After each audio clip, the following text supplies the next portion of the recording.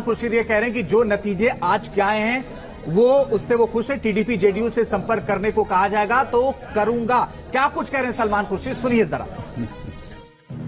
सलमान खुर्शीद जी इस समय हमारे साथ में है। सर, किस तरह से आप यहाँ पर आए थे? आपने शिकायत दर्ज कराई है, क्या कहना थे? देखिए, एक शिकायत मान लीजिए कि या एक प्रस्ताव मान लीजिए, एक प्रश्न मान लीजिए।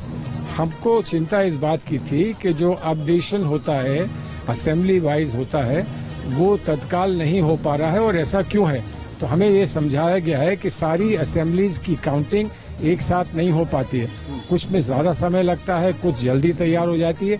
तो जैसे जैसे काउंटिंग पूरी हो जाती है वो अपडेट कर देते हैं। सारे एक साथ अपडेट करना संभव नहीं है, इसलिए कि सारे एक साथ होते नहीं हैं और इसलिए उन्होंने समझाया कि इस कारण थोड़ा समय एक और दूसरे के बीच में हो सकता है।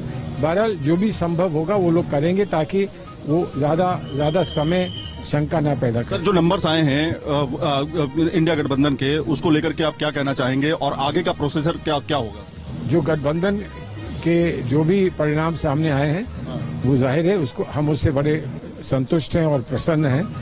अब उनका क्या प्रभाव पड़ेगा आगे के जो हमारे निर्णय हैं उस पर, वो कल जब सभी हमारे सारे नेता एक साथ कल फिर बैठेंगे, मिलेंगे और सारी बात उनके सामने रहेगी तो वो जो घोषणा करेंगे उसको हम जेडीयू और टीडीपी के साथ संपर्क होगा? सर, मुझे नहीं मालूम है। अगर कोई मुझसे कहे कि संपर्क करो तो मैं करूं, लेकिन क्योंकि मेरे कुछ संबंध रहे हैं, लेकिन ये निर्णय आपस में मिलकर सब लोग करेंगे, उसके बाद पता चलेगा। तो कुल मिलाकर के आप देखिए, इस समय सलमान खुर्शीद से हम बातचीत कर रहे थे। यही इलेक्शन कमीशन में तमाम नेता डेलीगेशंस अपना लेकर के यहाँ पहुंचे थे। उनका कहना था कि जो ईवीएम में लगातार गड़बड़ी है या गिनती में गड़बड़ी जो हो रही है उसको लेकर के कांग्रेस ने यहाँ पर शिकायत दर्ज की है। इनका कहना है कि इलेक्शन कमीशन ने बाकायदा उस बात को सुना है। दूसरी तरफ ये कि इंडिया गठबंधन को लेकर के जो अभी तक आंकड़े सामने आ रहे हैं, सीटों को लेकर के जो नतीजों में कन्वर्ट होते जा रहे हैं, उसको लेकर के जो कांग्रेस है उनके सलमान खुर्शीद जो हैं उनका कहना है कि ये नंबर काफी अच्छे हैं और आगे संभव है जब आला कमान से बातचीत होगी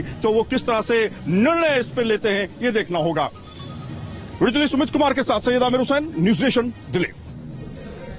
तो देखिए, ये जो कहा जा रहा है कि उत्तर भारत में भारतीय जनता पार्टी को बहुत ज्यादा नुकसान हुआ है, जो बीजेपी का गढ़ था, दरअसल में राज्यवार हम आपको स्थिति बताने की कोशिश करेंगे कि 2019 में किस तरीके की तस्वीर थी और 2024 में अब तक के जो रुझान या नतीजे हैं वो क्या कुछ कह रहे हैं। मनोज सर, आपके पास जो तमाम आंकड़े हैं उसका मतलब क्या है सर? जी सर।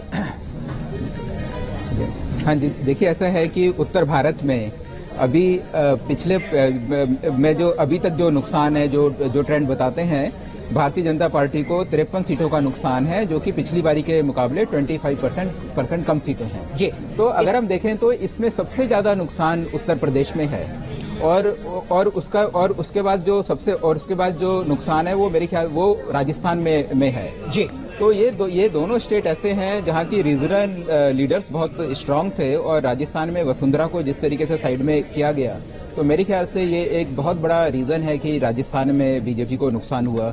अगर वसुंधरा रहती तो हो सकता है कि उनका काफी सपोर्ट मिलता। और उत्तर प्रदेश में मेरे ख्याल से जब भारतीय जनता पार्टी ने कहा कि अब की बार 400 पार जी, तो मेरे ख्याल से उसका भी एक बहुत बड़ा नुकसान उन्हें भुगतना पड़ा। आप देखिए कि वहाँ 2019 में 64 सीटें थी, जो कि अब 38 सीट्स हैं। तो इतना बड़ा नुकसान तो 26 सीटों का नुकसान है, जो बीजेपी ने कभी सोचा भी नहीं होगा। अगर उत्तर भारत में देखें तो उत्तर भारत में आधा नुकसान तो उनका यूपी से ही है, और वो भी ऐसे स्टेट थे जहां की स्टेट गवर्नमेंट का काम काफी अच्छा है, जिसको सब ये डबल इंजन की सरकार कहते थे, जिसका सबसे ज्यादा इम्पैक्ट यूपी में था। लॉ एंड ऑर्डर वहाँ अच्छा था, तो कोई रीजन नहीं था कि वहाँ बीजेपी अगर ढंग से कॉन्टेस्ट करती इलेक्शन तो बीजेपी वहाँ इलेक्शन हारती। तो मेरे ख्याल से तो अभी मंथन करने की आवश्यकता यही है बीजेपी को कि वहाँ बीजेपी को जो नुकसान हुआ है वो सर वो आप क्यों कह रहे हैं कि 208 सीटों में से 155 सीटों पर बीजेपी इस बार जीत रही है, यानी 53 सीटों का लगभग नुकसान है। 53 सीटों का मतलब लगभग 25% है। हाँ जी, हर चौथा कैंडिडेट हार गया है। हाँ, इसका मतलब ये है कि हर चौथा कैंडिडेट वहाँ हार गया। और ये 53 सीटों की भरपाई जी, अगर हम देश के बाकी हिस्से देखें तो किसी देश के हिस्से में इतनी बड़ी लीड बीजेपी की नहीं है कि इन 53 सीटों की जो भरपाई है वो हो। बिल्कुल सर, मैं दक्षिण को भी आपसे समझूंगा, लेकिन उससे पहले अंजीत, एक बड़ी खबर शायद बिहार से आ रही है, पप्पू यादव से जुड़ी, क्या अपडेट है? जी, बहुत ये बड़ी खबर है क्योंकि पप्पू यादव